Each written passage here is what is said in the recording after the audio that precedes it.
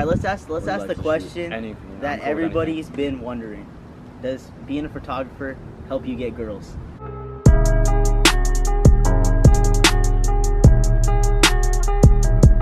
What's going on, guys? Welcome back to episode number 5 of Millennial Mindset. If you're wondering why we're in the middle of like a weird ass park, we got so today we're gonna have a photographer teaching you all about photography, how he got into it, how he does it for himself, and how he makes money doing what he loves. So without further ado, please welcome Arturo Medina. All right, guys, so this is Arturo. Hi.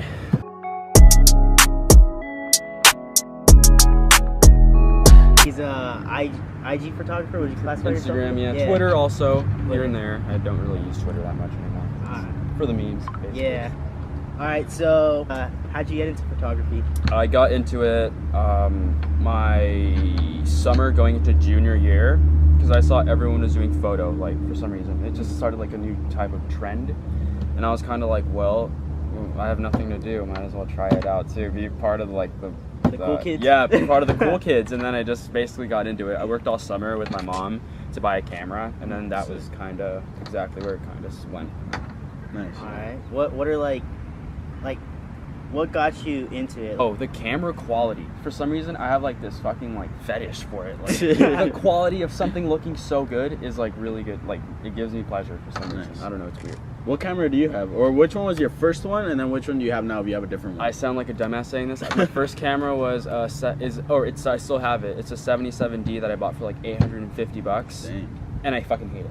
Really? Yes. Why? It's just too much. It's like it's too much. You don't know how to use it? Oh, I know how to use it, but the thing is, like, it just does too much that I don't care about it. Okay. Yeah. But I ended up buying one from Amazon, a used 7D, for like 2008. It's basically a full frame body, but it's still an APS-C sensor. Okay. But I just use it so much more because I love how it feels.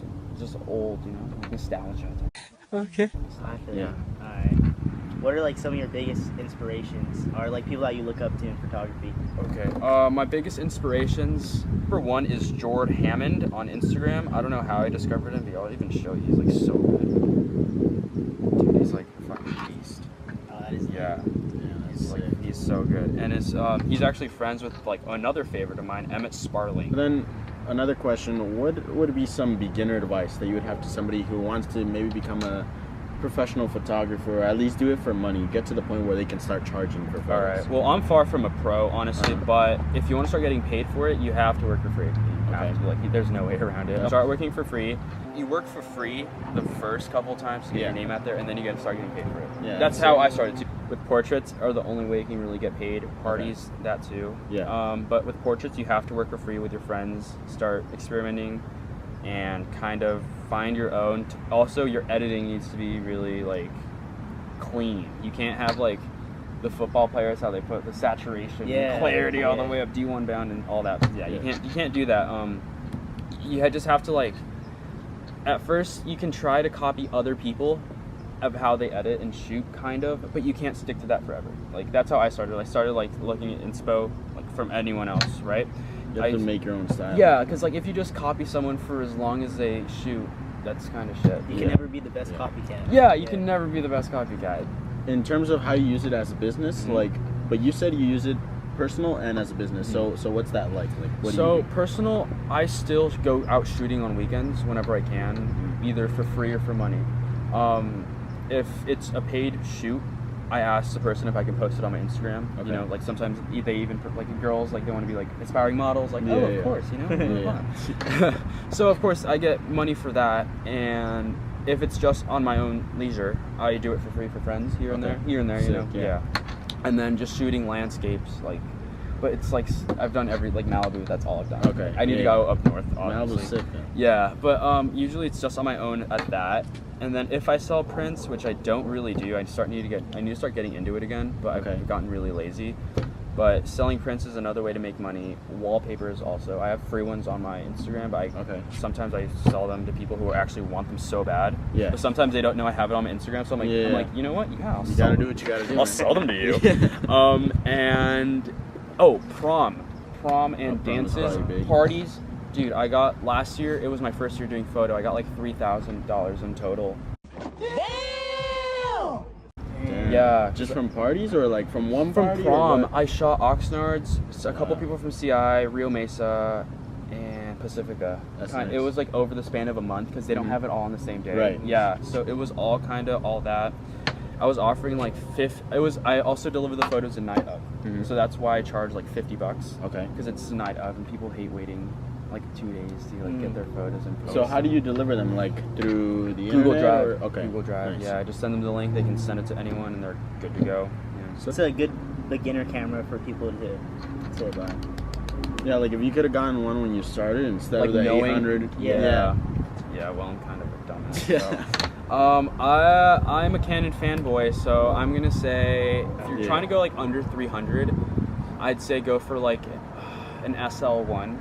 Honestly, SL1. yeah. What company is that? Canon, too? Canon, yeah. I think they're like it's like the really really small one, but it works just as fine as any other camera. And another big thing is that lenses over the camera body. Okay. Lenses for sure over Yeah. the camera body. Yeah, like lenses are never gonna like get outdated Mhm. unless like in 50 years, you know how they Okay. switch sensors and everything. Yeah. But glass stays as glass, but sensors get better over time. Yeah. So always invest in glass before Okay. investing in. How did you learn how to edit the photos, or did you teach yourself? Or? Oh, okay. So, Peter McKinnon, I don't know if you guys. Oh, yeah, Peter McKinnon, right. yeah. I bought his presets in 2017, and Heat Stroke, I was like in love with it. And so I basically I was editing so much using presets that I saw the layout of it, and then I felt kind of cheap for using presets. I was like, What's a preset for people that don't know? Preset is used in Adobe Lightroom. It's basically, photographers hate to call it filters, but basically you can fix every setting in the photo and save it, copy and paste it and send it out to other people. It works as kind of like a template to how to edit, and then you can go from there and edit your own way. It's kind of like, it kind of like you have your own thing for it. And so I ended up using Heat Stroke a lot, and then I basically, since I saw a bunch of presets everywhere else too, like I got free ones online, sometimes there's people that give them out for free, I saw how they were editing the S-curve, which ways they made it, blah blah blah, and then I made my own. I use them as my own. I think I call it like Treyway because that's 6'9".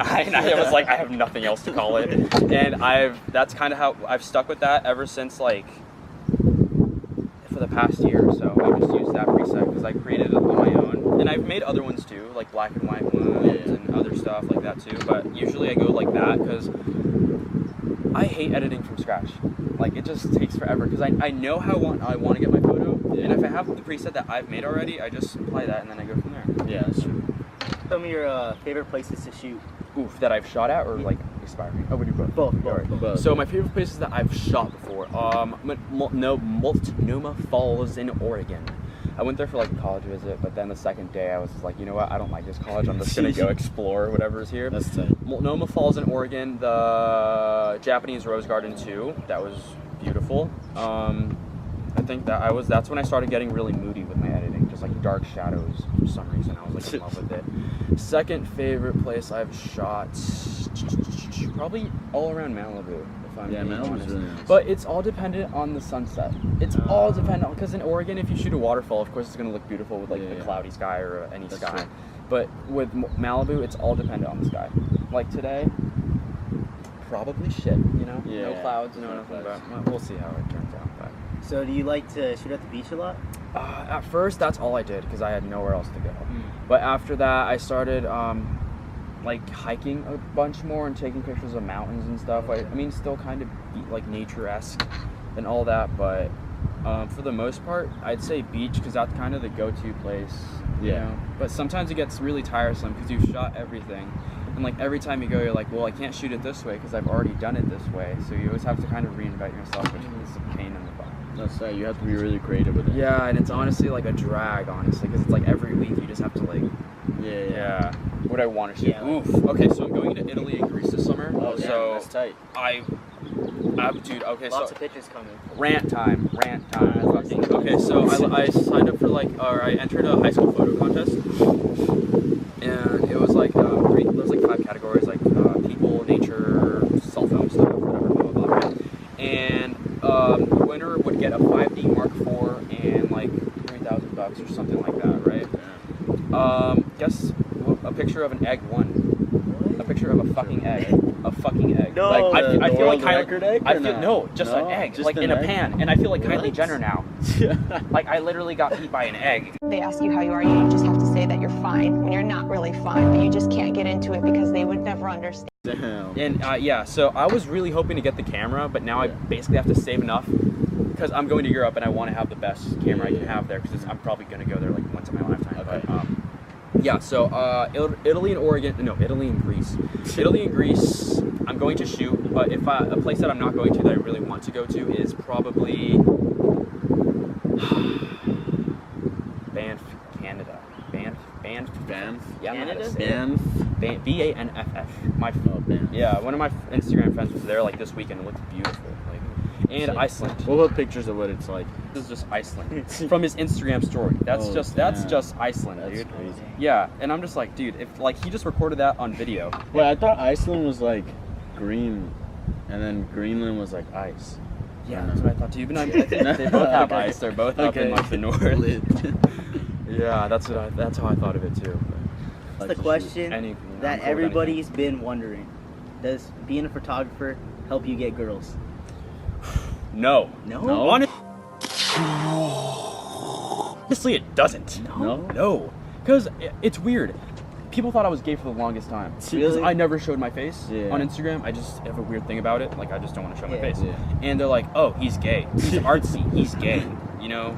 And I'm just like, well, I mean, whatever, right? Big assumptions. Well, I mean, the girls I do shoot, I make friends with them. You know, here and friends with them here and there. But as far for girls, not really. Like, if anything, I get used a bunch.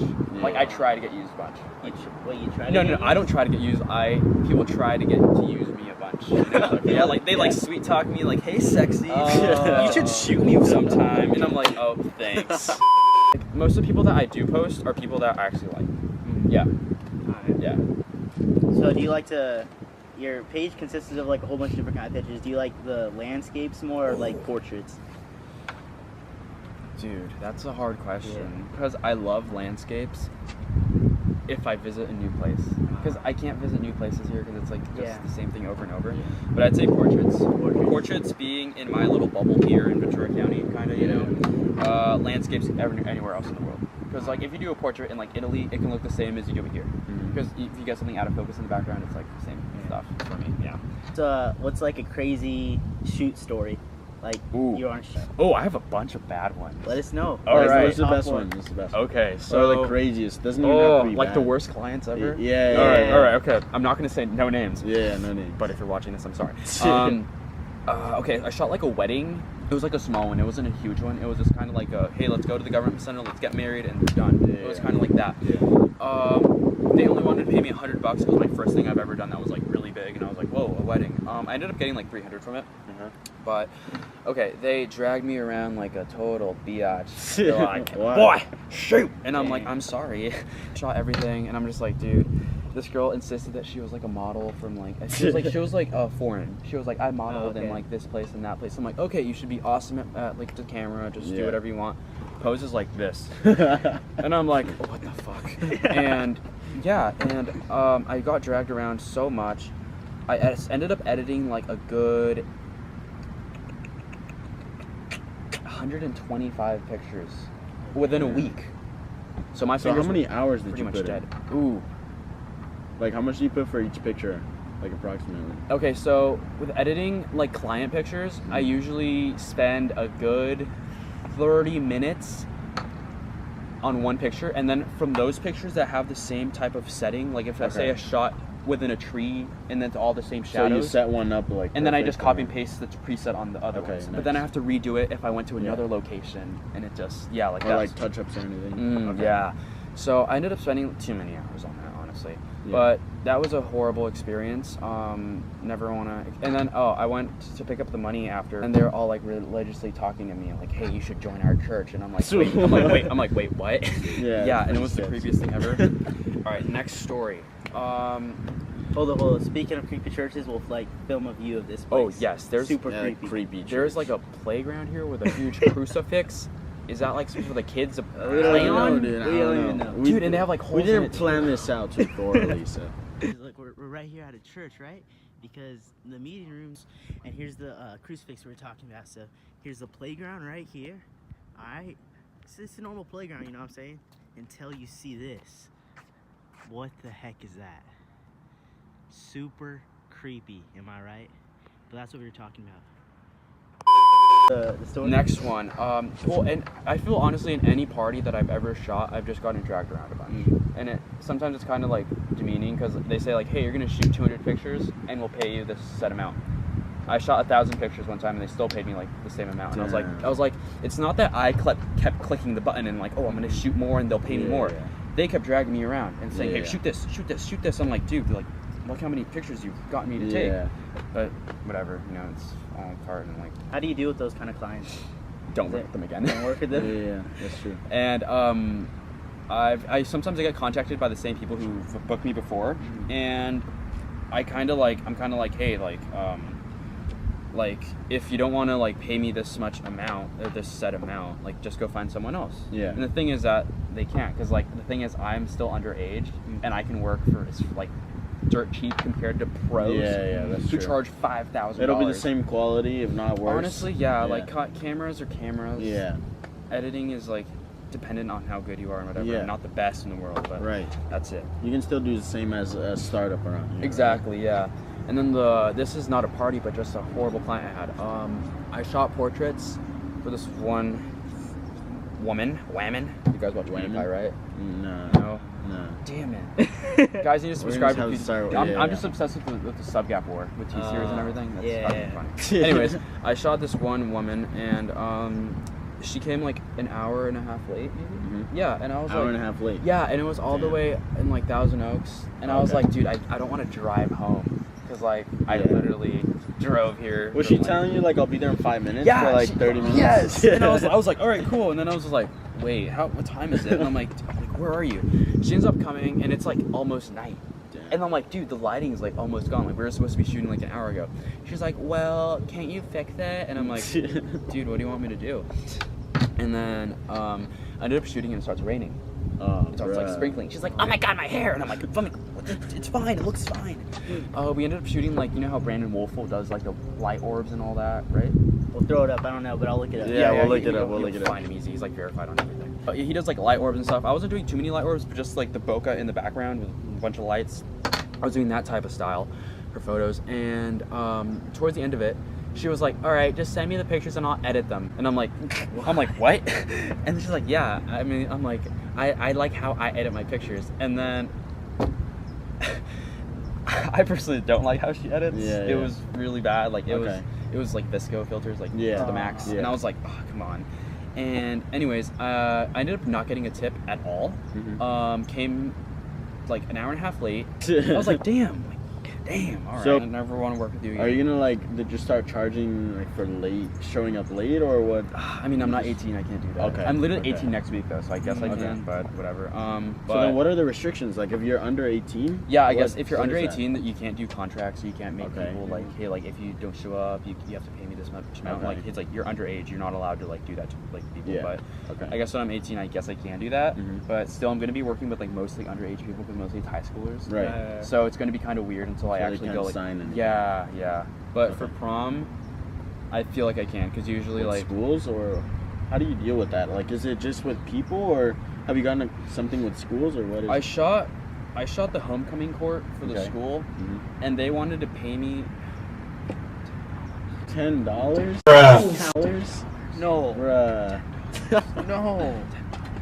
That's pretty bad. Yeah, and basically I was like, okay, sure, $10 per person.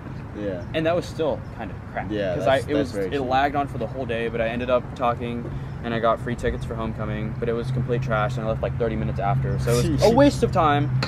But so bad. Yeah, for prom this year, I think I'm delivering the photos the night of, which is a lot that other photographers sometimes can't do.